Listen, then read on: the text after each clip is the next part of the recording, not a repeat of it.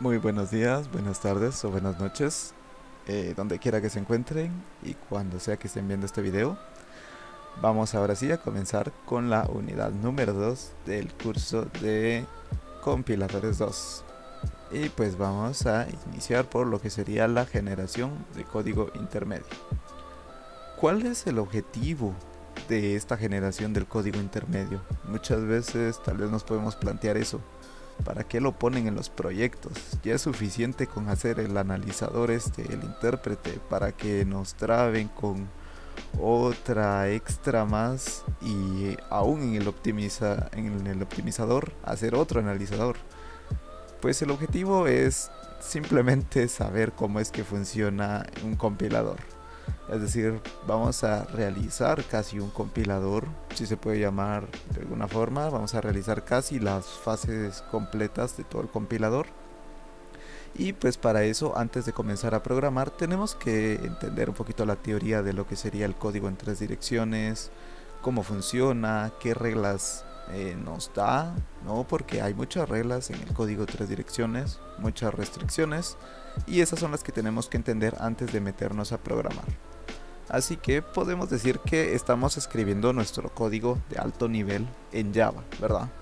Creo que aquí podemos recordar todos IPC1 cuando llevamos todo esto de Java y nos dejaban hacer nuestros programas, y muchas veces hacíamos programas que estábamos repitiendo muchas veces las mismas cosas.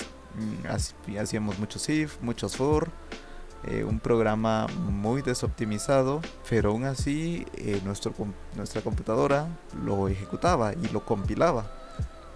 Sin embargo, nos dábamos cuenta de que mientras más tiempo o mientras más código teníamos en nuestro programa, más tiempo el compilador se tardaba en ejecutar y, bueno, claramente en compilar.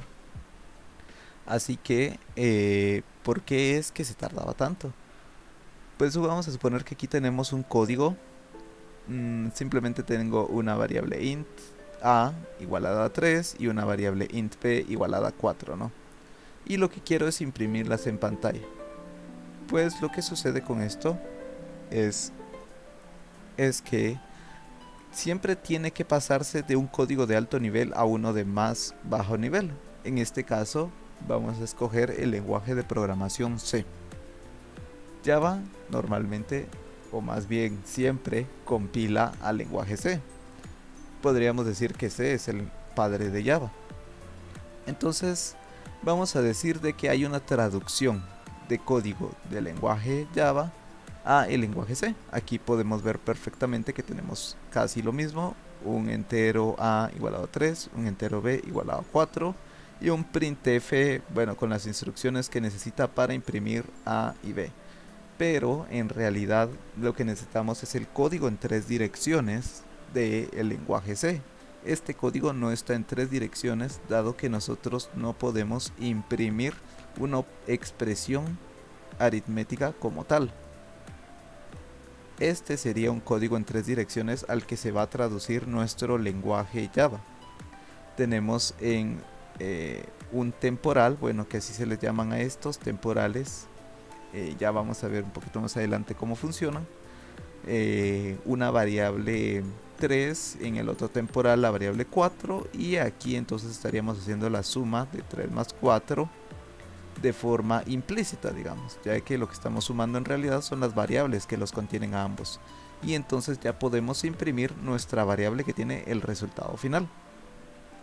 Ya teniendo pues el lenguaje C, esto se va a convertir en lenguaje ensamblador, y el lenguaje ensamblador pues a su vez lo va a convertir en códigos hexadecimales, y esos hexadecimales se van a convertir a un código binario. Y entonces todo este transcurso es lo que tiene que compilar, pues valga la redundancia, nuestro compilador de Java, junto con la máquina virtual y todo lo que conlleva, ya que Java es un lenguaje de programación bastante complejo. Pero la parte de la compilación es algo, a grandes rasgos, es algo como esto, ¿no? Cada uno de estos tiene su propio nombre. Vamos a decir que lo primero es el programa fuente. Después de eso tenemos una representación intermedia de alto nivel, porque a pesar de que C es de más bajo nivel que Java, sigue siendo de alto nivel. Luego una representación intermedia, pero en bajo nivel, ¿no? Ya que sería assembler, que assembler sí pues es totalmente bajo nivel. Y por último, nuestro código destino. Este es el objetivo de la traducción o de la generación del famoso código intermedio, que es en donde nos vamos a estar centrando, este segundo paso. Así que vamos a hablar un poco del código en 3 direcciones. Vamos a dar algunas reglas y lo que nos dice es que tiene que tener 3 posiciones como máximo. Es decir, no podemos hacer operaciones que lleven 4 variables o 5 variables en adelante. Tiene que tener 3 o 2. Además de eso, el compilador genera varias variables temporales, que son las que vimos en la diapositiva pasada. Todas esas T0, T1, T2 las tiene que generar el compilador automáticamente. Esas variables temporales no las escribimos nosotros en ningún momento, sino que nuestro compilador tiene que saber cuántas usar y en qué momento usarlas, en qué momento agregarlas. En este caso, como vemos, estamos usando una variable temporal para escribir un código que nos va a almacenar una suma de 2 números. Si yo quisiera usar otra temporal, pues la tendría que ir agregando a mi lista de declaraciones de variables. En este caso ahora estamos, como ocupamos T0 y T1, pues también tiene que agregarse aquí. Eso es algo automático que tiene que pasar con el compilador. Vamos a ver cuáles son algunas de las reglas del código en 3 direcciones y vamos a empezar hablando de las instrucciones o formas que tenemos en C3D. Comenzamos hablando de que las operaciones binarias se van a representar pues tal cual como siempre las hemos representado. Un operador izquierdo, un operando izquierdo, un operador y un operando derecho.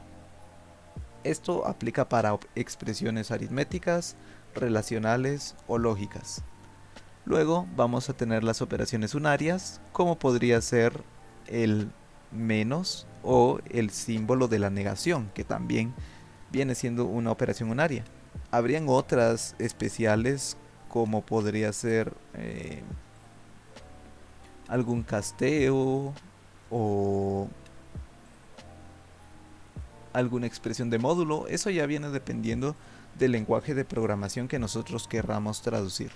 Cada lenguaje tiene sus propias expresiones unarias y binarias. Luego también tendremos las asignaciones, pues como siempre las hemos hecho: un operando izquierdo, un símbolo de igual y un operando derecho. También vamos a hablar de los famosos saltos, que esto pues sí que en el alto nivel casi nunca o nunca se habla. Y los saltos, juntamente con las etiquetas, pues nos redirigen a una parte del programa rompiendo el flujo. Al final los saltos son los que hacen que funcione de forma correcta lo que serían las estructuras condicionales como if o como switch, y las cíclicas como for, como while, como do. Luego sí que vamos a tener una condicional, en este caso la palabra reservada if, alguna pues condición, ¿no?, en medio de paréntesis, aunque aquí me faltó a mí poner los paréntesis, pero va alguna expresión lógica o relacional seguido de un salto, ¿no? Es decir, si se cumple lo que está dentro de los paréntesis, pues váyase a L1. Ya luego vamos a estar viendo un poco más a fondo esto. También vamos a usar las llamadas a funciones con la palabra reservada call y pues el nombre de la función seguido de paréntesis que abren y cierran.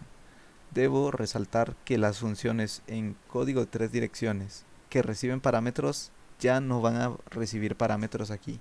Los parámetros se manejan de una forma diferente, trabajando con la memoria. Y pues el acceso a arreglos también de una forma similar a como lo hacemos en el alto nivel, pues agregando el símbolo, o perdón, la variable seguida de un iterador. Y pues en este caso nosotros lo que queremos es escribir en memoria del arreglo, pues poniéndolo del lado izquierdo, pero si lo que queremos es leer, poniéndolo del lado derecho y guardándolo en una variable. Luego pues también tendremos punteros, aunque no vamos a hacer énfasis en ellos dentro del curso, pero pues existen, ¿no? Y también tenemos lo que serían las direcciones. ¿Qué es la dirección? Es la referencia hacia variables constantes o temporales. Es lo que podemos nosotros manejar del lado derecho de las asignaciones. Entonces vamos a comenzar hablando de algunas expresiones. Vamos a hablar de las operaciones aritméticas que tenemos a nuestra disposición. Vamos a suponer que tengo este código, tengo una variable res que se iguala a esta expresión. Es un a más b por c dividido d. Si nosotros queremos hacer de manera jerárquica esto, sabemos que primero tendríamos que realizar la multiplicación, el resultado de esto por la división, y todo eso pues sumárselo a la. Entonces sabemos que tenemos 5 variables, pero como solo debemos usar 3, tenemos que deshacernos de algunas cuantas. Para eso van a servir nuestros temporales de los cuales hemos estado hablando. Así que vamos a hacerlo paso a paso en código de 3 direcciones. Vamos a hablar de que necesitamos un temporal 0 igualado a la primera operación de forma jerárquica en el lado derecho de la ecuación. Evidentemente es b por c, ya que lo hacemos de izquierda a derecha, entonces la mayor jerarquía la tiene b por c. Como estamos utilizando un t sub 0, pues sabemos que necesitamos declararlo. Así que vamos a declararlo aquí arriba. Enseguida de eso vamos a usar un nuevo temporal y vamos a ver que estamos reutilizando el temporal que teníamos anteriormente para dividirlo dentro de D. Como estamos usando un nuevo temporal, ahora sabemos que tenemos que aplicarlo en nuestras declaraciones también. Ahora nos faltaría hacer la suma de A. Para eso vamos a utilizar un temporal 2. Y como vemos aquí estamos sumándole a A lo que vendría siendo el resultado del anterior, que a su vez es el resultado del anterior. O sea, esto viene un poco todo como en cadena y se viene a almacenar en T2. Como aquí tenemos T2, claramente también lo tenemos que tener declarado aquí arriba. Por lo cual nuestro resultado final se vería algo así. Vemos que al final desaparece nuestra variable res. En realidad la variable res nunca va a ser utilizada en el código de 3 direcciones, porque al final todo tiene que quedar almacenado en temporales. No puede existir esta variable nunca más. ¿Cuáles son las operaciones que nos permite hacer el código de 3 direcciones? Pues las básicas: suma, resta, multiplicación y división. Si por ahí nos piden una operación de módulo, una de potencia o cualquier otra operación que fuera de estas 4, pues tendríamos que hacer nuestra propia función para que de forma aritmética, usando estas 4, funcione como si fuera un módulo o una potencia. Vamos a hacer un segundo ejemplo para que quede un poquito más claro. Supongamos que en el alto nivel ahora tengo esto, pues nuevamente res igualado a entre paréntesis a más b por entre paréntesis x por y. ¿Cómo quedaría esto en código de 3 direcciones? Voy a dar unos cuantos segundos para que lo realicen y entonces daré la solución en enseguida.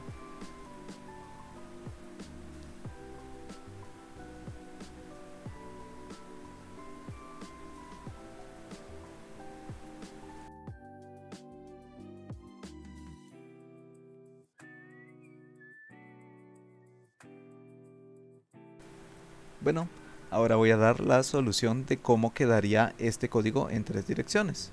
Y sería algo como esto. Vamos a empezar siempre por la jerarquía mayor, que en este caso serían los paréntesis, ¿no? Los signos de agrupación. Y lo que tenemos ahí de izquierda a derecha es un a más b, por lo cual el a más b lo vamos a almacenar dentro de una temporal. Luego x por y, que es el que está en la otra, en el otro signo de agrupación, pues lo vamos a almacenar en otro temporal. Y nuestro tercer temporal va a contener la multiplicación de ambos temporales. Se me olvidó por acá hacer la declaración de los temporales aquí arriba, pero espero que a ustedes no se les olvide como a mí. Y ahora vamos a dejar un ejercicio que voy a resolver en la siguiente clase. y en este caso les doy un código en alto nivel. Nuevamente nuestra variable res ahora está igualada a más a por b menos c más b menos c por d. Y pues lo que necesito es que me comenten en la caja de los comentarios claramente cómo les quedó su respuesta, y en el siguiente video, en la siguiente clase, vamos a estar dando la respuesta correcta a este código. Así que muchas gracias y espero que sea de mucha utilidad.